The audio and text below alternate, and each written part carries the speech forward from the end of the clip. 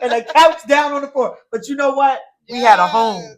We had a roof over our heads. A couch on the floor. Exactly. When you sat down, you literally was on the floor. You was literally like this. You know what I'm saying? It served its purpose. It sure did. The babies didn't fall. Yeah. They had too far to fall. What?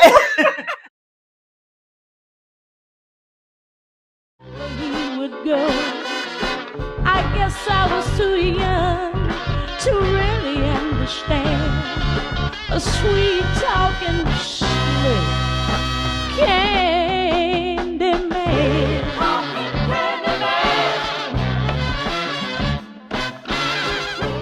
Hey Candies, this is Marsha. And this is Michelle. And welcome to today's episode. Remember to subscribe, like, and share. Well, today's topic, we're going to be talking about young parenting.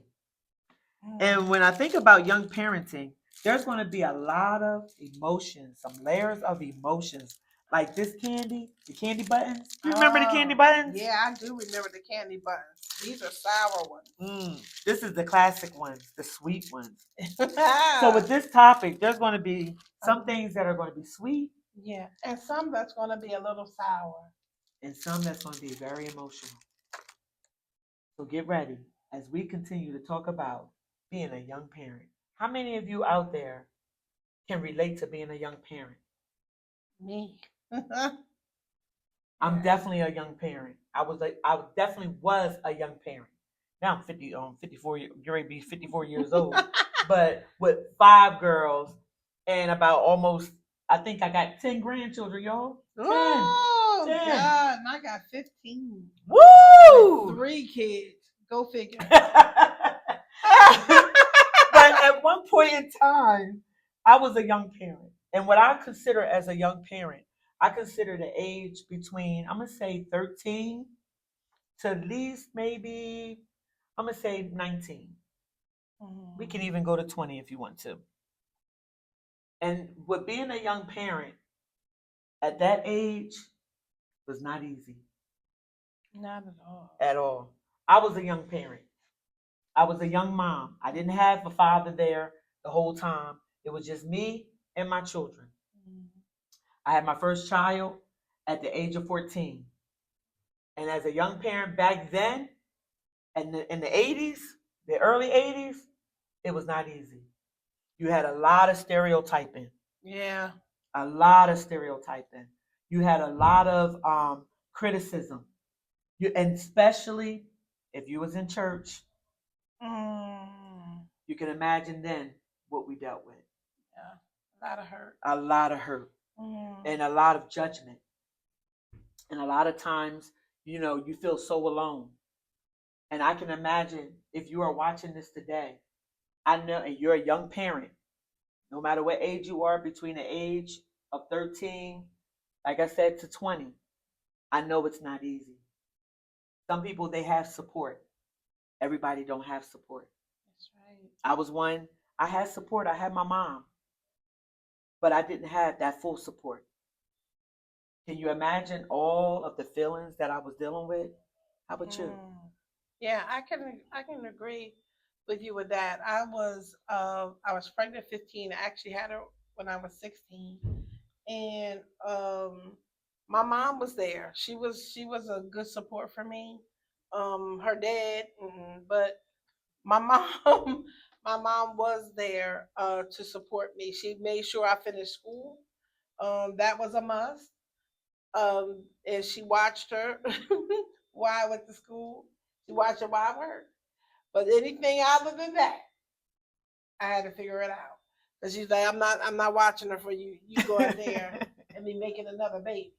So, so yes, but she did support me where it counted, where it counted the most, and she wouldn't have it no other way. Like she didn't want them to go to daycare before they talked. You know, she just didn't believe. No, I watch them. I got them. Right. You know what I mean? So I was truly blessed to have my mom as my support at that time. But once they started school, like going, I had to walk them to school. I had to go walk and pick them up till I got a car. But I had to do that. But being a young parent and not knowing, because it didn't come with a handbook. It sure did. And even though my mom was there for a part, because I was still living with her then until I was 18. So even though she was there, but that part, it still wasn't, it didn't come with a handbook. She wanted me to learn hands on and stuff, and changing the baby crying, because with mom, you figure she'll go get her. Yeah. You know what I mean? The baby crying, girl, wake up, the baby crying. So it was just learning and adjusting, and then too with your friends, like you used to going out with your friends and stuff, whatever, and now you walking with this stroller, so because you got a baby now. So it's a lot, and your friends too, your peers and your friends and stuff. All of that plays a part. I had a good set of friends too. Like I can't even lie. I had a good support system, like good friends, school friends, my mama, family. I was good. I had a good support system, and like you said, a lot of people don't. And they need that help and that support, Exactly. and they need that encouragement to make sure that they know that there's help and they're doing a good job. You're doing your best you can. Exactly. And I know with me, I got pregnant in middle school at 14. But 13, I was 13 going on 14. Mm-hmm. And I got pregnant in middle school, and I had to leave the school. I couldn't stay. I had to go to not Parenthood. I had to go to Dappy's. I'm sorry, Dappy's. And it was school for the pregnant girls here in Delaware. And it was not easy. It was not easy. The good part about it was I had people that I could relate with. That was the one thing that was good. Yeah, I didn't have a lot of friends. I didn't have a lot of friends, like you were saying. At that age? No, I didn't have a lot of friends. Well, and the friends 16. That I did have, a lot of them, they were young like me. You know what I mean? They were shocked that I was even pregnant. You know what I mean? Yeah, mine was too. Yeah. Yeah. Even though with me, mine came with a little background with it, and on the sake of time, I'm not going to really talk about it today, but it was not easy. But the one thing I can say that Dappy's did do for me, Dappy's taught me how to sew. I had made a quilt, my baby's first quilt. I learned we had to go into the daycares and into the daycare part, and we can help out with the daycare. So I got to experience taking care of the babies and stuff like that, changing them and everything, hearing them cry, stuff like that. Besides regular school stuff that we did as math, science, and the regular stuff. Up until after I had my baby. Once I had my baby, then I was able to go to school. And by that time, I was able to go to high school. And I went to Howard here in Delaware. And I had my child. And then, not to Howard, I'm sorry, I went to Hudson. And I got pregnant in Hudson. And then they sent me to Howard. And by that time, I had 2 kids. And my mom, it was, you get up, you take care of them, take them to daycare, and I had to take them to Dappy's. I took them to Dappy's for daycare.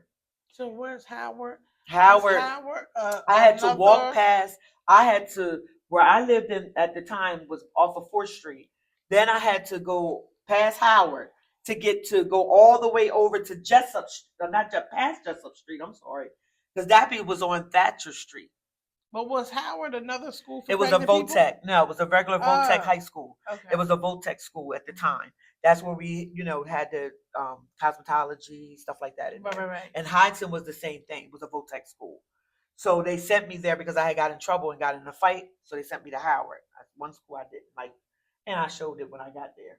Okay. Because I kept on, y'all. And that I act out even more because that's one of the things when you don't have no one to talk to. Right. For me, I had behaviors. You know what I mean? Mm-hmm. And a lot of my behaviors, I was acting out because I was hurt. I was a single mom with 2 kids being talked about. You know what I mean? Mm-hmm. Wanting to work, couldn't work. That's another thing. Yeah, I couldn't work until I turned, until I turned 16. You couldn't work at 14 then. You know what I'm saying? So my mom had to take care of me and 2 kids, plus my sister. Okay? It was not easy. No, not at all. But I thank God. I thank God for my mom. Because even though others told her to give up on me, she never gave up on me.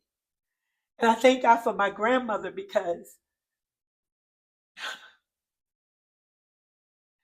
my grandmother called her up one day and my grandma said, I don't care if she had 50 kids.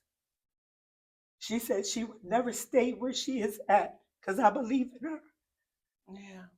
She said, you love her no matter what. And my mom did. She loved me no matter what. Even though I kept having kids, by the time I turned 19, I had 4 children. I didn't understand how to be a mother. I've been taught little things, but it's still not the same. Motherhood is hand on. Yes. Absolutely. That is one hood. You will learn to be the best that you can be. You gotta fight. Yes. You're gonna ask questions. Absolutely. Okay. Yeah. You're gonna do everything you can to be the best that you can be for your kids. You're gonna work, and sometimes you're not there for your kids because you gotta work. That's you know right. what I mean? And you wanna be there. You want the baby dad. I didn't have the baby dad. I didn't have baby daddies helping me. Okay? I didn't have that. So I didn't have the luxury like everybody else had the luxury. Yeah. To that level. Right. It was my mom, me and my kids. Yeah. Okay? I was on welfare. Okay? And I know we don't both talk about selling food stamps. I sold food stamps, but I only gave it to my mama. My mama gave me the same amount back. So if I gave her 100, she gave me 100. And that was to help me because I couldn't afford it. I couldn't even afford a pair of socks for my kids. I moved out at the age of 18 on my 4th child. I moved out only across the street from my mom. But I thank God for the lady that lived in that worked in that development. She was a manager. She moved so many people in. Okay? And I mean, my doors was falling off in my apartment. The doors was falling off on the closet doors, y'all. I ain't had nothing, okay? But a floor TV, a half a table, and a couch down on the floor. But you know what? We had a home. We had a roof over our heads. A couch on the floor. Exactly. When you sat down, you literally was on the floor. You was literally like this. Work. You know what I'm saying? It served its purpose. It sure did. The babies didn't fall. They had too far to fall. What? We had one bed. They had to share, okay? And the other ones had to share me with a crib, okay? But we had our own place at the age of 18. I made it work. You hear me? But it was ours. And I had to pay $352. I'll never forget it. And I was only getting a $407 check, okay? Thank God for my mom buying food stamps so I can buy. That's why I said I didn't have money left. Yeah. Okay?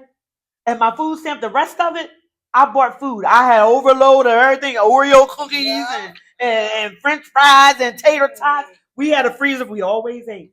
That's right. I never sold my food stamps to nobody else, but we always ate. And even though I didn't know how we was going to make it, a young mother at the age of 19, 4 kids, every day, feeling of rejection, overthinking all the time. Okay? And it's being ashamed, being full of shame, full of embarrassment. But I'm 54 today. So look at you now. Come on. 54 today. Yes. All my girls, 5 girls, all of them are doing well. Didn't have to go to a jail to pick nobody up. Thank you, Jesus. Thank you. Maybe have to go to a hospital to deliver a baby, but to me, that was a blessing. Yeah. And I'm here to tell you today. I'm here to tell you. And I know she's going to tell you more, Marsha. But I'm here to tell you that if you are a young mother, don't give up. You're a young mother, and you feel like you are in a dark place, in a valley place. You feel like that you are by yourself. No one understands you. I'm here to tell you today, I understand you. I've been where you are at. The light is getting ready to shine. It's already shining. You just got to be able to look up and say, it's shining. Okay? You got to look up and say, I'm going to go somewhere. I'm going to be somebody. You don't have to stoop down to selling drugs like I did to make that extra money. Don't do that. No, don't do it. Thank God for people that prayed for me. Absolutely. Thank God for people that prayed for me. Had me on their mind. Yeah. Because I ain't had myself on my mind. I had me on mind to making sure I wanted to feed my kids and we had money. Yeah. But that wasn't the right thing. But when I got out of it, come on, I got a job. Got 2 jobs. And I did what I needed to do so that me and my children can be able to get up out of there. We got married, we bought a house, and today we are all doing good. Don't give up, baby. Don't give up. A baby is a gift from God. You may feel like it's the wrong time, and maybe it is the wrong time. But it's done now. What can I do to get out of it? What can I do to get out of it? Yeah. And even that, and even looking at that, even we say it's the wrong time, but it's never really the wrong time because it's always God's time. And He already knew that the baby was going to come. We didn't know.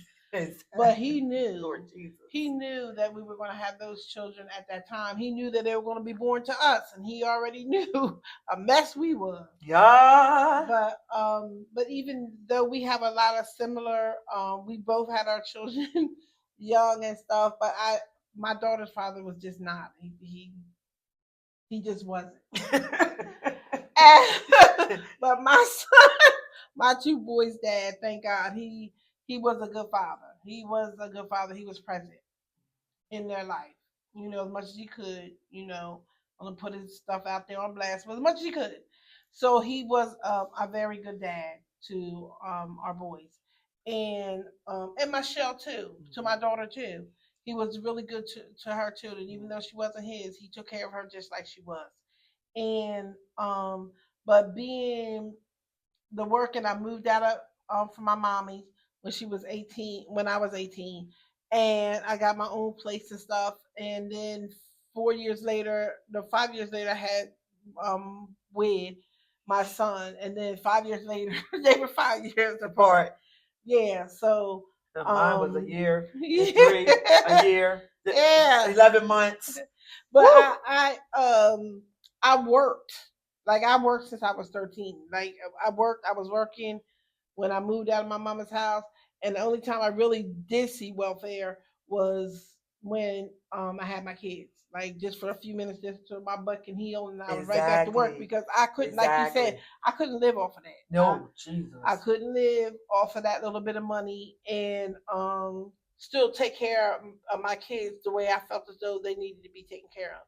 And thank God I had their dad that was in that place.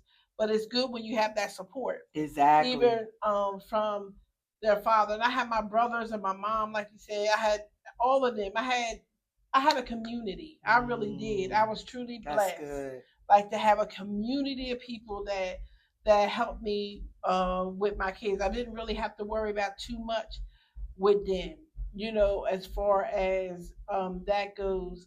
But it's good to have that support. It is. It is.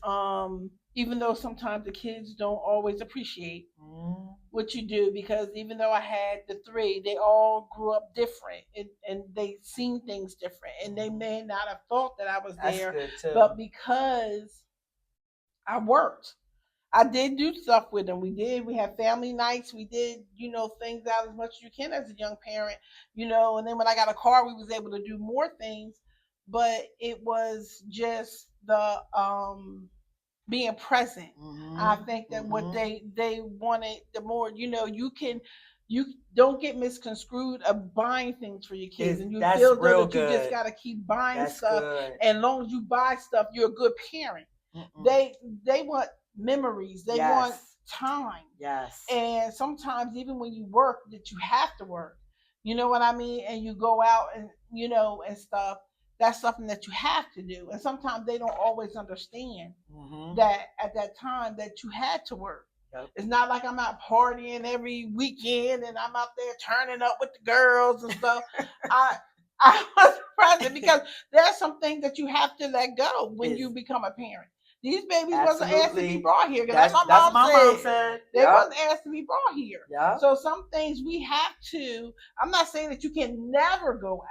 But there's times when you have to wait till your children at a certain age. Like you don't even want to leave, like young babies and stuff. I didn't even feel comfortable even think about leaving them when they were so young with anybody, to be honest. And maybe that's some other trauma that we can talk about later. But at that time, I just didn't do it. And my mama didn't watch them, then I guess I ain't going. You know what I mean? So I didn't trust my kids with everybody. I can relate You know to what that. I mean? Yeah. So, but there's some things when you become a young parent and you agree to keep the baby. I had an abortion in between with my, between Wid and Matre. Mm. I had one, and and with Matre, I went back again. But I was too far going. So God bless him, and God said he's meant for me. But I'm not suggesting anybody to do it. But that was something that happened that I chose to do. And and my mom was there. I made the choice, and she took me. She said, "If you want to go, I'm taking you." So she took me and stuff, and um, God, and you think about it and you're like, oh God, should I have or whatever, the case may be.